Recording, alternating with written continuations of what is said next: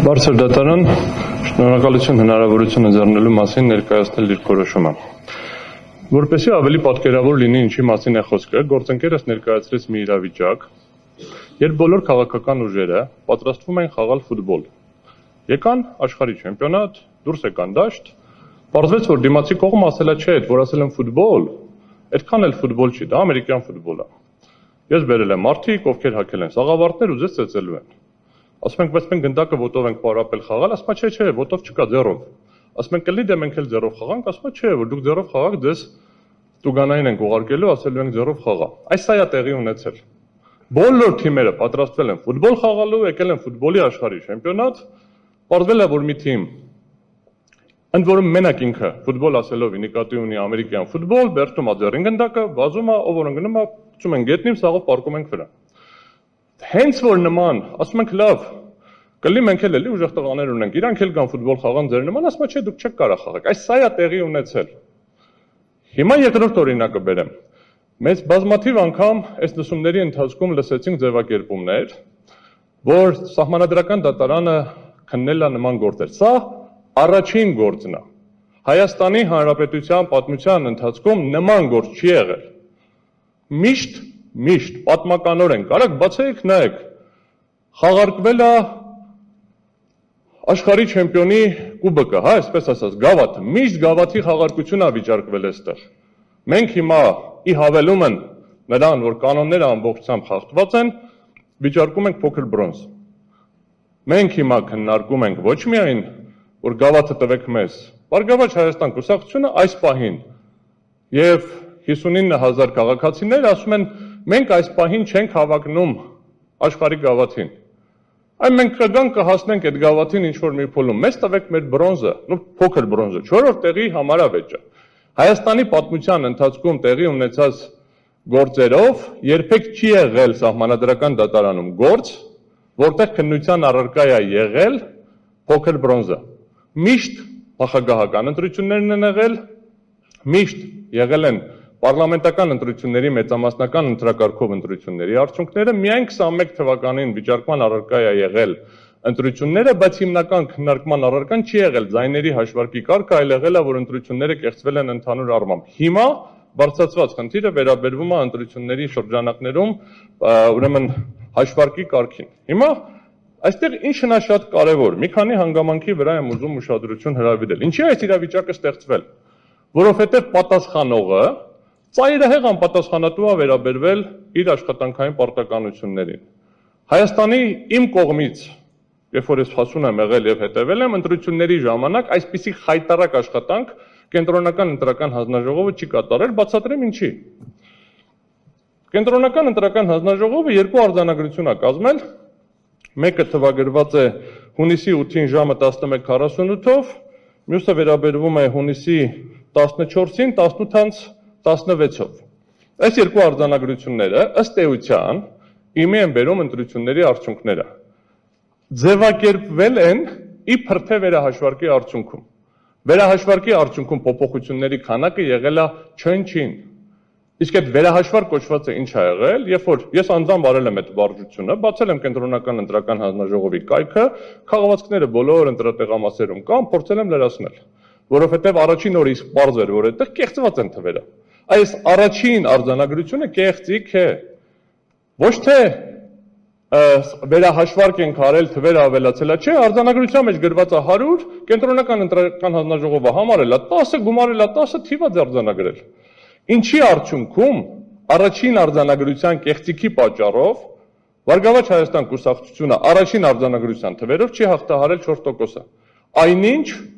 թվերը ճիշտ արձանագրելու դեպքում, թվերը ոչ թե վերահաշվար կամ ինչ, ուղղակի են արձանագրության թվերը գումարելու դեպքում պարզ էր դառնում, որ Բարգավաճ Հայաստան կուսակցությունը 130 գումարած թվի քանակով ավել էր հավաքել 4%-ի շեմից։ Ինչի է դա արվել, հիմա կներկայացնեմ շուտով, որից հետո մենք Բարգավաճ Հայաստան կուսակցությունը տեսնում է, որ թվերի տարբերություն կա, բայց դա չի մենակ։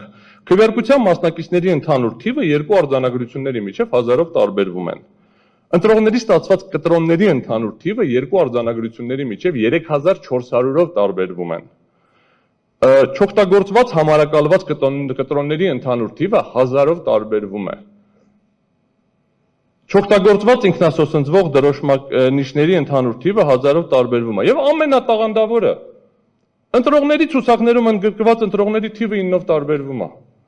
Լավ, առաջին արձանագրության ժամանակ չգիտենք քանի հոգի ընդգրկված ցուցակներում։ Ընտրություն են կազմակերպում, չգիտենք քանի հոգի է ներառված ցուցակներում։ Սա է ցույց տալիս, սա ինչի է ֆունդամենտալ կարևոր, բարձր դատարան։ Երբ որ մենք իրականացնում ենք գործընթաց, որի սկզբի կանոնները փոխվում են, կանոնները իրականացնում են ոչ իրավաչափ, հաշվարկի մեխանիզմներում չկա վերահսկողական գործիքներ, անհնար է ստուգել ոնց են հաշվել, ոնց են գումարել։ Այս են դասական անեկդոտի օրինակն է, ասում է ինչ ուզում ես արա, կարևոր այն ով է հաշվում։ Այս վիճակում ենք մենք հայտնվել։ Եվ դրանից հետո մենք տեղի ունենում հաջորդ զարգացումները։ Հիմա անունը դնում ենք, որ տեղի է ունեցել վերահաշվարկ։ Վերահաշվարկի արդյունքում իրականում որոշ թվերի փոփոխություններ եղել են, բայց դա վերահաշվարկ չէր։ Վերահաշվարկի իրական խնդիրը որն էր, աղյուսակի մեջ տվյալները թերություն ունենք, սխալ ենք լրացրել։ Ես խնդրում եմ, երբ որ իրենց անձնական տնական բյուջեն կհաշվեն, ոնց ուզում են թող աղյուսակի մեջ լրացնեն։ Հայաստանի Հանրապետության իշխանության կրողի որոշումները, երբ որ լրացնում են աղյուսակի մեջ, բարի լինեն կիրառեն այնպիսի մեխանիզմներ, որպեսզի այդպիսի տեխնիկական, իսկ իրականում ես ասում եմ հանցավոր թերություններ հանդես չգան։ Նորից եմ կրկնում, ոչ թե ծրարը լավ չեն գցել, լավ են գցել, այդ բոլորը ներկայացրեցինք ոնց են ազդել։ Լավ է դրանից հետո են քաղաքացիները, որ եկել ծրարը գցել են, հաշվել են, ընտրատեղամասերում հաշվարկը արել են, աղյուսակը կազմել են, այս աղյուսակի տվյալները դիտավորյալ սխալ հաշվելու նպատակը որն է։ Իսկ եթե դա անփութությամբ է, դա նշանակում է, որ կենտրոնական ընտրական հանձնաժողովի եւ ընտրական հանձնաժողովների ամբողջ համակարգի աշխատանքը ամբողջությամբ խաթարված է։ Ինչը նշանակում է, որ անհնար է գնահատել ընդհանրապես ազդեցությունը։ Հիմա անցնեմ կոնկրետ սպეციფიկ դեպքին փոքր բրոնզի հարցին, որովհետեւ այստեղ խնդիրը կրկնում եմ, միշտ պատմականորեն քննարկվել է ազդեցության չափը, այստեղ ունենք շատ հստակ ազդեցության խնդիր։ Կենտրոնական ընտրական հանձնաժողովի երկու գործողության արդյունքում առանձին վերցրված եւ օրենսդրական կարգավորումների մեր կարծիքով հակասահմանադրական լինելու հետևանքով կրկին առանձին վերցրված միջնորդությունը կներկայացնեմ, ստացել ենք մի իրավիճակ, որտեղ Բարգավաճ Հայաստան կուսակցությունը չի ստացել 150-ի չափ ձայն, հենց ասենք, 153 ենք ոնց որ հաշվարկել, ձայն, որը բավարար կլիներ հաղթահարելու համար։ Հիմա, երբ որ տեղի է ունեցել վերահաշվարկը, չի կազմվել արձանագրություն։ Երբ որ տեղի է ունեցել վերահաշվարկը, կենտրոնական ընտրական հանձնաժողովը ընդամենը հայտարարել է, որ վերահաշվարկի արդյունքում այս կուսակցությունների ձայները փոփոխվեցին հետևյալ կերպ, մեկ այսքան ավելացավ, այսքան պակասեց։ Ներողություն եմ խնդրում։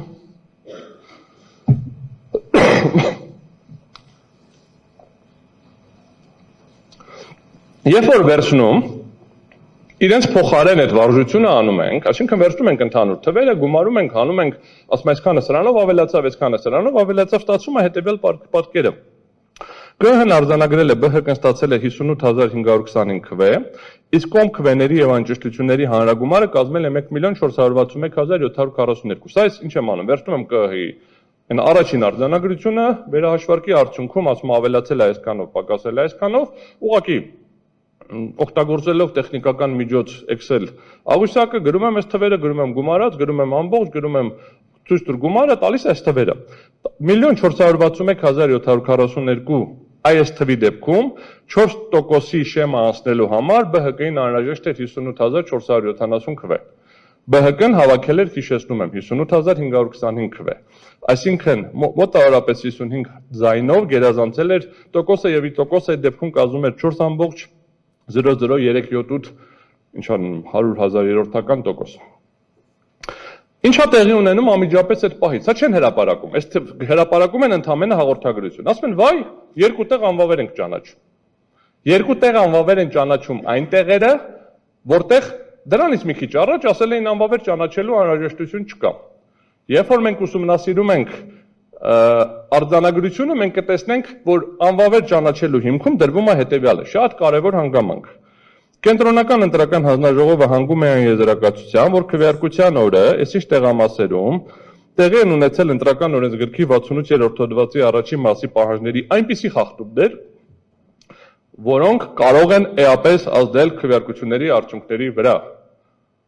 Պատասխանողը արձանագրել է ազդել քվեարկությունների արդյունքների վրա, անվավերը ճանաչել, իրավունք չուներ դրան հեսակարճ կանդրադառնամ։ Բայց դրանից հետո, երբ որ վերադառնում է արդեն վերջնական որոշում կայացնելուն, հաշվի չի առնում, որ այս որոշման արդյունքում ԲՀԿ-ն 4%-ից իջնում է մինչև 4%-ի 3% 990 քանի ամբողջական մաս, այսինքն չի բավարարում 150 ձայն։ Բարձր դատարան այստեղ անհրաժեշտ եմ համարում ուշադրություն հրավիրել հետևյալի վրա։ Առաջին արգումենտը, որը մենք ներկայացրել ենք գրավոր, վերաբերվում էր նրան, որ ՀՀ իրավասություն չուներ ընդունել 254A եւ 255A որոշումները։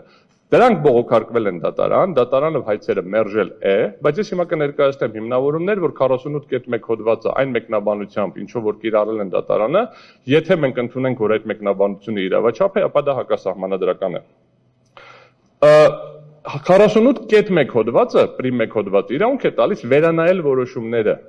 Իսկ այնտեղ եղել է մեկ որոշում, այդ որոշումը եղել է չի ազդել ընտրությունների վրա եւ իրավունք ուներ որոշում ընդունել, ասել ազդել է ընտրությունների վրա։ Հանձնաժողովը վավեր չի ճանաչել ընտրության արդյունքները։ Ընտրության արդյունքները վավեր ճանաչելու ընդհանրապես ընդհանրակարգ չունեն։ Եվ հետեւաբար խոսքը գնում է ընտրատարածքայինի մասին։ Հետեւաբար կենտրոնական ընտրական հանձնաժողովը այդ որոշումը փոխելուց հետո վերջնական արդյունքներին պարտավոր էր անդրադառնալ արդեն երբ որ իմի էր բերում ընտրության արդյունքները ամբողջ Հայաստանի Հանրապետության տարածքում։ Սա առաջին արգումենտ։ Եթե ամեն դեպքում կլինի պնդում, որ դատարանի որոշում կա, այդ դատարանի որոշումը հաշվի առնեք, ես կասեմ շատ լավ։ Դատարանի որոշումը դուք էլ հաշվի առնեք։ Որովհետև դատարանը ուղղակիորեն գրել է կենտրոնական ընտրական հանձնաժողովն ազգային ժողովի ընտրության արդյունքների ամփոփման փուլում ստիպված է լինելու, վերջնականը ուժի մեջ համտած բողոքարկման ենթակա չի, ստիպված է լինելու իր որոշմամբ արձանագրված խախտումների լույսի ներքո ընդունել որոշում առանձին ընտրական տեղամասում վերաքվեարկություն անցկացնելու մասին։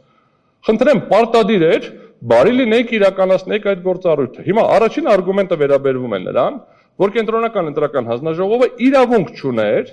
ընդհանրապես վերանայել։ Եթե մենք դիտարկենք, որ իրավունք ուներ, ապա 48.1 հոդվածը ըստ էության խաթարում է սահմանադրությամբ նախատեսված այն դրույթը, որ գործում է ընտրական հանձնաժողովների համակարգ եւ դրանց լիազորությունները սահմանում են օրենքով եւ ընտրությունների արդյունքները մի տեղամասում անվավեր ճանաչելու լիազորություն կենտրոնական ընտրական հանձնաժողովին տրված չի։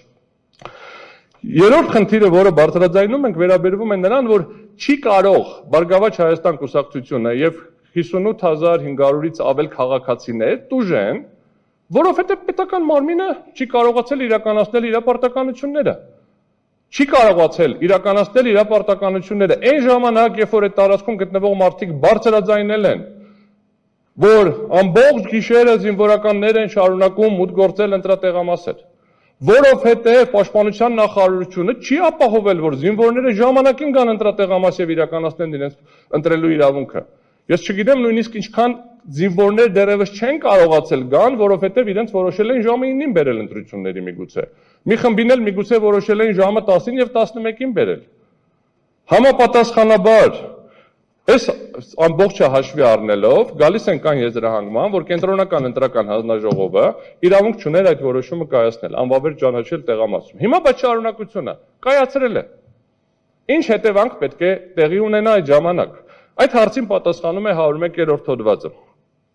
Եթե ընտրությունների արդյունքում տեղի են ունեցել սույն օրենսգրքի այնպիսի խախտումներ, որոնք կարող էին ազդել ընտրությունների արդյունքների վրա, իրանք են ասել ազդել է։ Ես չեմ ասում, իրանք են ասել ազդել է։ Ապա կենտրոնական ընտրական հանձնաժողովը որոշում է ընդունում առանձին ընտրական տեղամասերում վերաքվեարկություն անցկացնելու մասին, եթե այդ միջոցով հնարավոր է շտկել այդ խախտումների հետևանքները։ Բարձր դատարան ամենասկզբում գործընկերները միասնության թևերից երբ որ ներկայացնում էին կասեցնելու միջնորդություն, երկրորդ որոշումը, բարձր դատարանը հստակ նշեց, որ ոնց որ կդիտեք դա էլ են քննարկել։ Ուրեմն երկու որոշումներից ոչ մեկում անդրադարձ չի կատարվել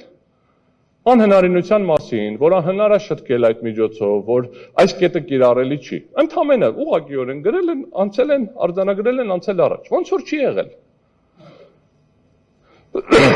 Պետք է ներողություն։ ԿԸՀ-ն պետք է անդրադարձ կատարեր, արդյոք խախտումներն ազդել են արդյունքների վրա։ Ասել այո։ Երկրորդ հարցը, արդյոք հնարավոր է շտկել այդ խախտումները կոնկրետ ընտրատեղամասերում վերաքվեարկություն իրականացնելով։ Չի պատասխանել այս հարցին։ Մենք հարց ու պատասխանի ժամանակ կգնանք, գործընկերներս քննարկում են, որ Վահագն Հովակիմյանը դիրքորոշում է գրել, դա որոշում չի։ Դա ԿԸՀ-ի դիրքորոշումը չի։ ԿԸՀ-ի սայթում կարան տարբեր բաներ գրեն, ոչ մի փաստաթղթում ԿԸՀ-ի կայքը չի հանդիսանում կենտրոնական ընտրական հանձնաժողովի որոշումների պաշտոնական հրապարակման հարթակ, որ նորությունների ձևով կարծիք գրելով դառնան դա հրապարակումներ։ Բարձր դատարան նույն նա ոնց որ ես հիմա գամ, ասենք վերցնեմ բանը տեղեկագիրը, որտեղ հոդվածներ են գրում գիտական եւ ձեզնից յուրաքանչյուրը կարող է ինչ-որ գիտական հոդված գրած լինի, ասեմ դե սահմանադրական դատարանի դիրքորոշումն է, չէ, դա գիտնականի դիրքորոշումն է, որը հրապարակվում է նաեւ սահմանադրական դատարանի կայքում։ Եվ եթե նախորդ հարցի պատասխանը դրական է, այսինքն հնարավոր Եթե նախորդ հարցի պատասխանը դրական է, ապա պետք է առանձին տեղամասերում նշանակվեր վերաքվեարկություն։ Եթե ոչ, անհնար էր։ Այն ինչ որ պարոն Հովակիմյանն է կարծում, դա էլ է լուծումը տրված։ Ամբողջ Հայաստանում վերաքվեարկություն։ Չի կարող լինել մի վիճակ, որ 5-4%-ը հաղթահարած քաղաքական ուժը կենտրոնական ընտրական հանձնաժողովի եւ ընտրական հանձնաժողովների թերի աշխատանքի արդյունքում ոնց որ մի հատ ձեռը ասում է խախտում անեմ, մյուս ձեռը գալիս է բռնում է, բայց տուժում է ԲՀԿ-ն արդյունքում։ Այս է խնդիրը բարձր դատարան, սա շատ պարզ մաթեմատիկական խնդիր է։ Ամփոփելով այս բաժինը պնդում ենք, որ կենտրոնական ընտրական հանձնաժողովը ընտրական օրենսգրքի 48.1 հոդվածի լայն եւ հակասահմանադրական մեկնաբանության արդյունքում իրեն վերապահել է ընտրատարածքային ընտրական հանձնաժողովի փոխարեն ընտրության քվեարկության արդյունքներն անվավեր ճանաչելու իրավասություն եւ դրանից հետո էլ երբ ակնհայտ է եղել, որ որոշումներն ազդում են ընտրությունների արդյունքների վրա, մինչեւ որոշումները պնդում են ԲՀԿ-ն ստանում էր 4%, այդ անունը դրել են վերաքվեարկություն, վերահաշվարկ, բայց վերահաշվարկ չէ։ Ուղղակիորեն շտկել են բաները, իրենց նախկին կատարած թերությունները անունը այդպես դնենք։ Արդյունքում չի ստանում հիմա այդ որոշումների վերաքվեարկություն նշանակելու կամ ընտրություններն ամբողջությամբ անվավեր ճանաչելու կամ ամբողջ Հայաստանում վերաքվեարկություն նշանակելու փոխարեն որոշում է ընդունել մանդատներ բաշխելու մասին գործընթացը բացառելով ԲՀԿ-ին։ Հիմա բարձր դատարան այս մի առանձին արգումենտ էր, ի հավելում են, որ պետք է ընտրությունները անվավեր ճանաչվեն, հիմա ինչ հետևանքի մասին է խնդիրը։ Սահմանադրական դատարանի մասին սահմանադրական օրենքը, երբ որ քննարկում է ընտրական վեճերը, 2-3 հնարավոր տարբերակ է տալիս անվավեր ճանաչելու դեպքում։ Ամբողջ Հայաստանում վերաքվեարկություն, մանդատների բաշխման այլ կարգ կամ երկրորդ փուլ։ Մենք ներկայացրեցինք, որ անվավեր պետք է ճանաչվի։ Այս ոնց որ այս մի կետներ եւ գործընկերները արդեն երկրորդ օրնա ներկայացնում են բոլորը տարբեր ուղղություններով, տարբեր խախտումներին, որոշները մեղադրում են նաեւ իմ ներկայացված ուժին, բայց արդյունքում ներկայացում են, որ եղել են այնպիսի խախտումներ, որ ընտրությունների արդյունքներում անհնար է որոշել անձանց քվեարկության իրական կամահայտնությունը։ Ուրեմն իշխանության կրողը ի՞նչ է ցանկացել։ Ինչ է ցանկացել, ով լինի իշխանության։ Այդ չեն կարողանում իմանալ, որովհետեւ սկզբից ենք ազդել, շղթայում կա հաշվարկի խնդիրներ, վերջում էլ իմի բերելով թվերը չգիտեմ ինչի սխալ են գումարում։ Հիմա բարձր դատարան այս պահին ես կխնդրեմ ընդմիջենք անցնեմ միջնորդությանը ու վերջին 3 րոպեն արդեն իմի կբերեմ ամբողջությամբ։ Հիմա բարձր դատարան, եթե թույլ կտաք միջնորդության տեքստը վերցնեմ, ոնց ենք հաշվում անցողիկ շեմը։ Անցողիկ շեմը միջնորդությունը նրա մասին է, որ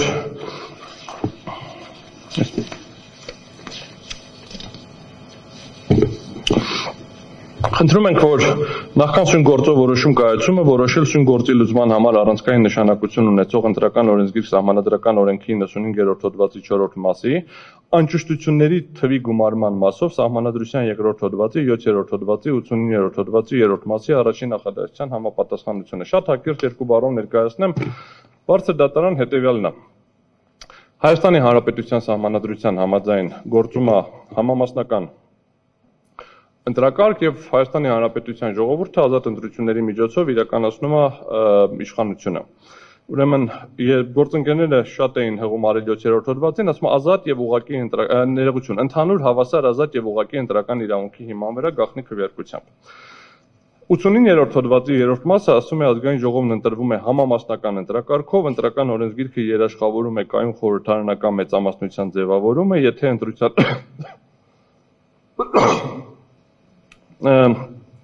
եթե ընտրության արդյունքում կամ ներողություն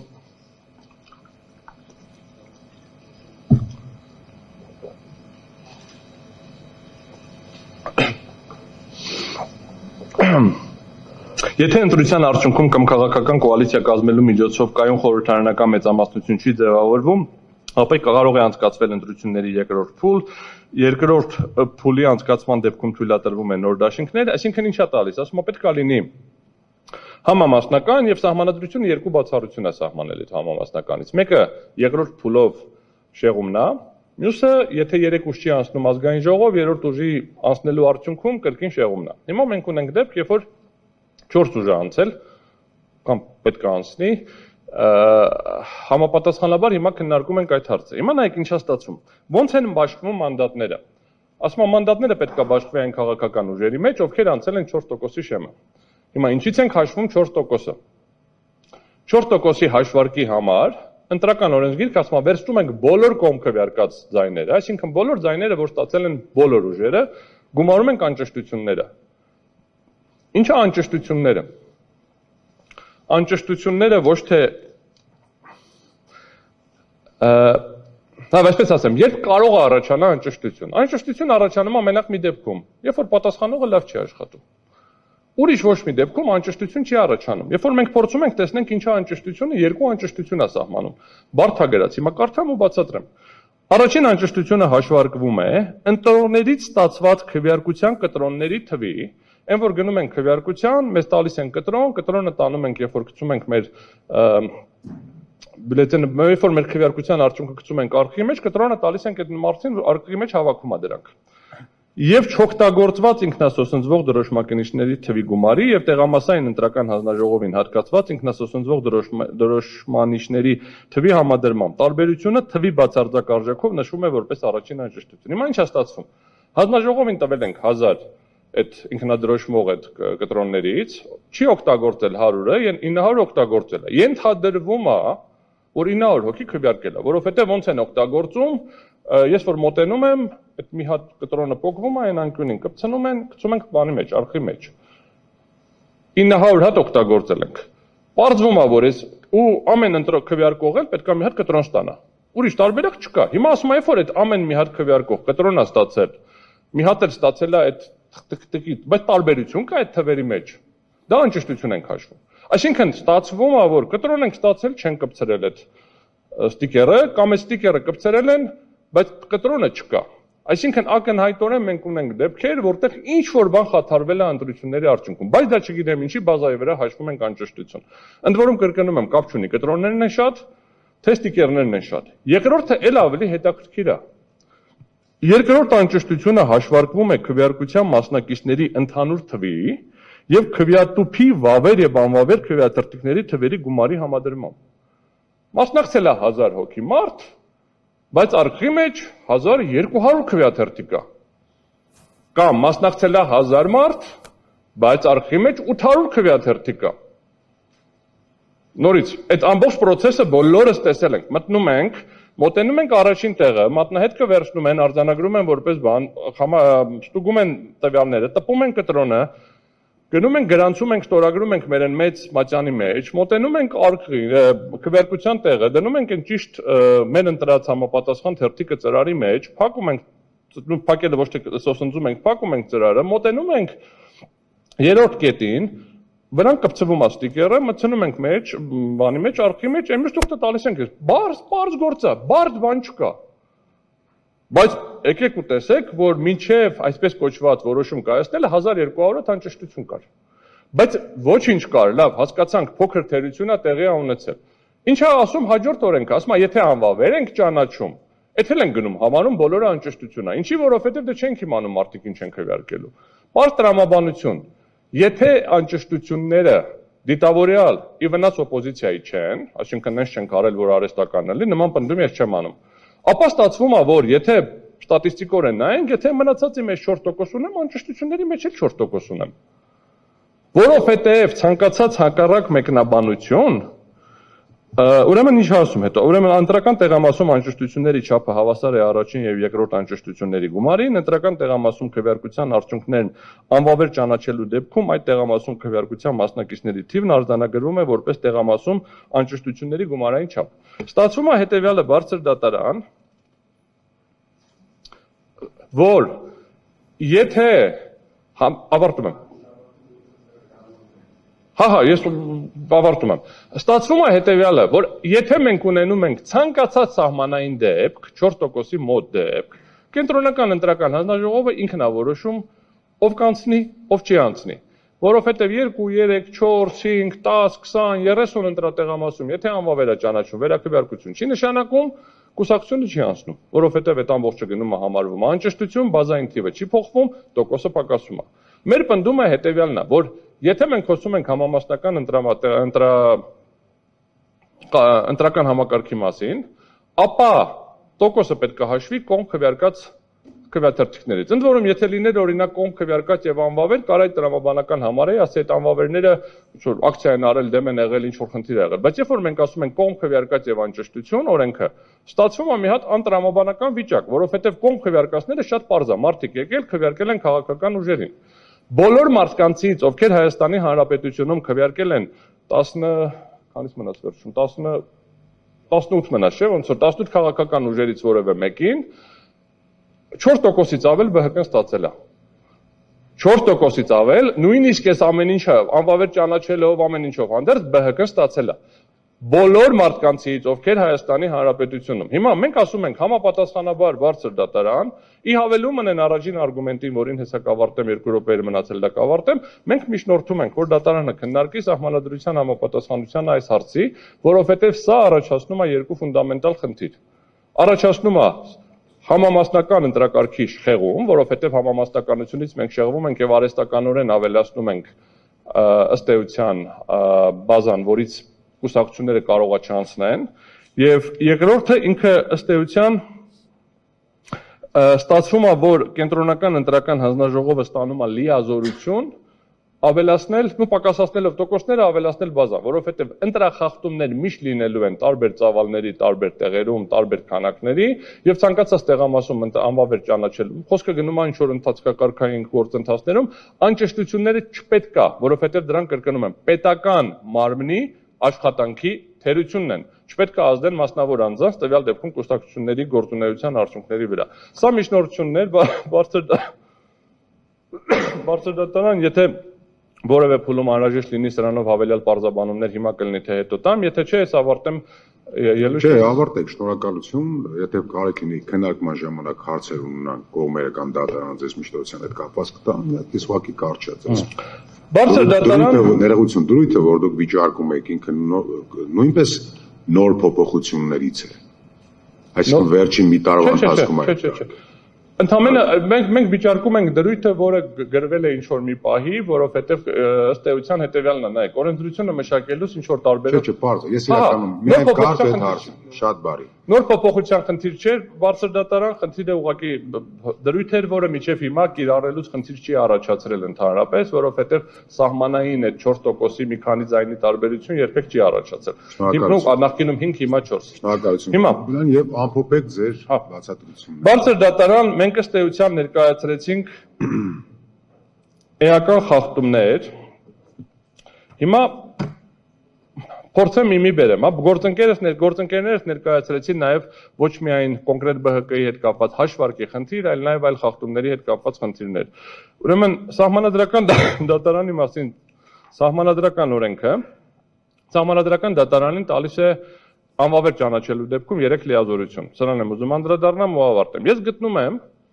որ սահմանադրական դատարանը պետք է օգտվի այն լիազորությունից, որով պետք է վերաքվեարկություն նշանակի ամբողջ Հայաստանի Հանրապետության տարածքում, որովհետև խախտումները այնպիսին են վերաքվեարկություն, ներողություն, որ լիազորություն։ Որպես ասում անվավեր ճանաչել ընտրության արդյունքները, կամ որպես այլ ընտրության արդյունքները եւ սահմանել մանդատների բաշխման կարգ, վերաքվեարկություն կարծես։ Ну, որ անվավեր եք ճանաչում, ինքը ուզենք չուզենք օրենքի իմաստով, էլի, այսինքն դեղ ասում է ճանաչում է անվավեր որոշումը, անվավերը ճանաչում Հա, պետք է, ավտոմատ այդ ընթացակարգը, եթե չեմ սխալվում 20 օր հետո կամ ոչ ավելի ուշ, նշանակվում է ընթացակարգ, անվավեր ճանաչել ամբողջ Հայաստանում դրանով ավարտվում է, երկրորդ բանը որպես այլընտրանք, սա այս մեկը ոնց որ էլ մաթեմատիկորեն հաշվարկված է, այլընտրանք չկա, Սահմանադրական դատարանը, եթե առաջինը իրականացնում է, ասում այն մնացած թվերը պարզ չեն, պարզ է, բայց եթե դա չի իրականացնում, թվերը պարզ են, ապա միանշանակ է, որ ԲՀԿ-ն ստանում է 4%-ը գերազանցումը, այդ ժամանակ խնդրում եմ Սահմանադրական դատարանին կիրառել այն երկրորդ լիազորությունը, որպես այլընտրանք անվավեր ճանաչել արդյունքները եւ սահմանել մանդատների բաշխման կարգ, ապահովելով դիմումի կողմից մանդատների ստացումը։ Ըստ էության այլընտրանքային որոշման դեպքում կլինի, որ Սահմանադրական դատարանը կասի, որ ԲՀԿ-ն ստացավ փոքր բրոնզը, այսինքն կլինի, որ ըստ հաշվի առնելով այն թվերը, որոնք կան, ընդ որում այս երկրորդ որոշումը կարող է կայացվել ինչպես պնդելով, արձանագրելով, որ կենտրոնական ընտրական հանձնաժողովը իրավասություն չուներ անվավեր ճանաչել այդ տեղամասերում ընտրության արդյունքները, օրինակ արձանագրելով 48.1 հոդվածի սահմանադրական հակասահմանադրական մեկնաբանությունը կամ տալով դրան այլ մեկնաբանություն դրա լույսի ներքո մեկնաբանելով եւ տալով դիրքորոշում կամ անվավեր ճանաչելով այդ հաշվարկի կարգը, որտեղ անվավերները գումարվում են եւ ստացվում է արդյունք։ Եթե դրանք տեղի չի ունենում, նշանակում է, որ կենտրոնական ընտրական հանձնաժողովը սխալ որոշում է կայացրել վերաքվեարկություն սահմանելու փոխարեն հաստատել է մանդատների բաշխման կարգ, իսկ այդ դեպքում ընդհանրապես անվավեր է ճանաչվում ընտրությունների արդյունքները։ Եթե հարցեր կլինեն, պատրաստ եմ պատասխանել, այսքանով ավարտեցինք։ Շնորհակալություն, ըստ այդմ, խնդրեմ։